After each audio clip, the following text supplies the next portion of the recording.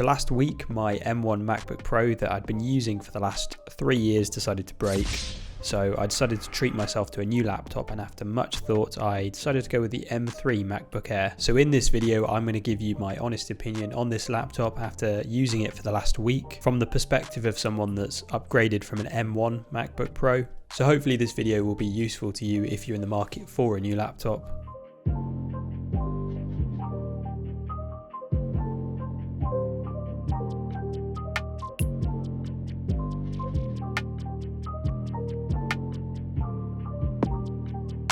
So let's start off with an overview of this M3 MacBook Air. So this laptop has actually been out for around about 8 months already, and the processor that powers it, the M3 chip, is technically last generation because Apple have now released the M4 chip. But I actually think this laptop's a better deal now than it was when it first released. This is because Apple have upped the base RAM from 8GB to 16GB at no extra cost. The version that I've gone with is the 16GB of RAM, 512GB of storage. This is a nice upgrade over the 8GB 256GB MacBook Pro that I was previously using. So I now want to talk about the design of this laptop. The external design of the M3 MacBook Air is pretty much identical to last year's M2. The only difference that I've seen online is with the midnight colour, which is the colour that I've gone with. This year they've apparently updated the coating to make it less of a fingerprint magnet, and I am glad to report after using it for a week I've actually not noticed many fingerprints, but I don't tend to sort of use my laptop with greasy hands.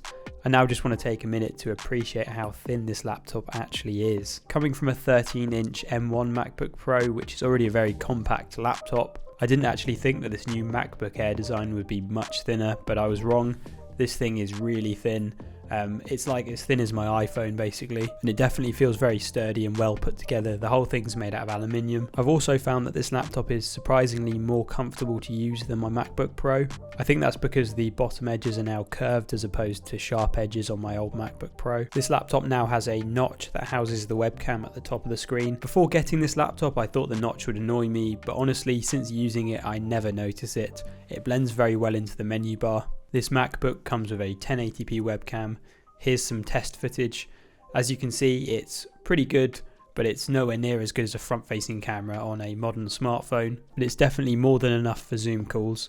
I'm also going to test out the inbuilt microphone, so here's a test of that. So this is a test of the inbuilt microphone. Let me know what you think. The port selection is actually a slight improvement over my previous MacBook Pro. What I mean by this is even though there is still only 2 USB-C ports, this MacBook Air now comes with a MagSafe Charger, which means you can actually charge the device and still have access to both USB ports. And I do want to say that I am a fan of MagSafe. I think it's a very well thought out charging port. And I also want to mention that the MagSafe cable that comes in the box is also very nice. It's a braided cable, and I was also surprised that the 35-watt charging brick actually comes with 2 USB ports on the end, so you can actually charge your phone at the same time as your MacBook using the same brick, which is a nice thing to include. My previous MacBook Pro came with a touch bar, and I thought that would be a feature that I would miss, but I haven't. This MacBook Air has all the useful function buttons like volume control, brightness control, and it even still has Touch ID on the power button. Quickly before we carry on with this video, if you are enjoying, be sure to consider hitting that subscribe button. We have just hit 6,000 subscribers, which is absolutely amazing, and drop a like if you are enjoying. Anyway, let's get on with the video. So next I'm going to talk about the performance of this M3 MacBook Air. So I'm going to start off by saying the reason I got this laptop is because my M1 MacBook Pro stopped working. It's not because that laptop was slow or that I needed to upgrade. My old M1 MacBook was perfectly capable of editing 4K YouTube videos, which is probably the most intensive task that I asked from it. And if I'm being honest, it was probably the 8GB of RAM and 256 storage that held that machine back the most. So the question is, does my new M3 MacBook Air feel any quicker than my previous laptop? And the honest answer is yes, it does. It actually does feel quicker. I don't know if it's placebo or because it's a new machine, but it does actually feel like it opens apps quicker. Apps such as Chrome, Safari, Spotify, they feel like they open quicker on this machine than they did on my M1 MacBook. I think this will most likely be down to 2 things. First off, the M3 processor, which is about 20 to 30% quicker than the M1 processor. And I also think it'll be down to the read and write speeds of the SSD on this computer. So what I've heard is that the previous M1 and M2 MacBooks the 256GB storage option had slower read and write speeds than the higher storage options. When it comes to more intensive tasks such as video editing 4K footage in Premiere Pro, I found that the M3 MacBook Air does feel noticeably quicker. Scrubbing through the timeline does feel slightly snappier than before. I think that having 16GB of RAM is helping out a lot here because I'm able to open multiple tabs on Chrome whilst editing in Premiere Pro with no slowdown. Even though this laptop doesn't have a fan, I've not noticed it overheating. When rendering out 4K video files, it actually surprisingly stays cooler than my M1 MacBook, and that thing had a fan. So yes, in summary, this laptop does feel faster than my previous M1 MacBook.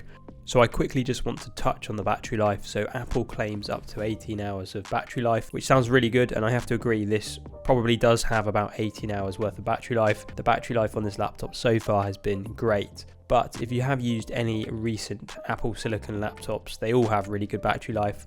So I wouldn't say this is any better than any of the other laptops, and I know that some of the higher end MacBook Pros do have bigger batteries than this, but anyway, this laptop definitely has more than enough battery life. The screen on this laptop is a 13-inch 60Hz panel that can get up to 500 nits of brightness. The panel is color accurate and sharp enough for semi-professional video and photo editing, and even though the specs of this screen are very similar to my previous M1 Mac, the smaller bezels do make this laptop feel more modern.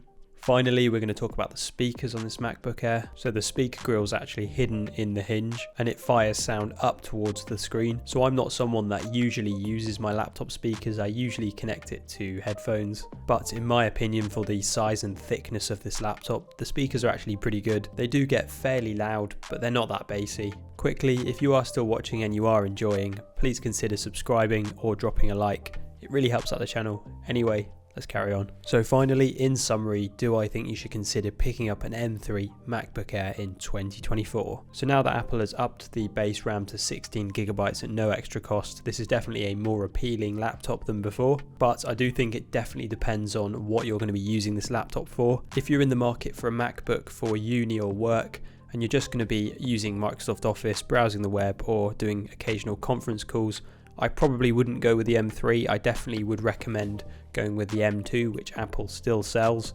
And if it's in your budget, the first thing I would definitely upgrade is the storage. I think 256GB is going to fill up for most people quite quickly. And I would say, even if you're someone like me that uses their laptop for video editing and photo editing, you can't go wrong with either an M2 or M3 MacBook Air, as long as it's got 16GB of RAM. And finally, with the recent release of the M4 MacBook Pro, why might someone go with that machine over this MacBook Air? So the first reason would be if you definitely know that you need the extra horsepower, because that laptop comes with the M4 Pro and M4 Max chips. But I would say, unless you're editing raw 8K footage, you probably don't need those chips.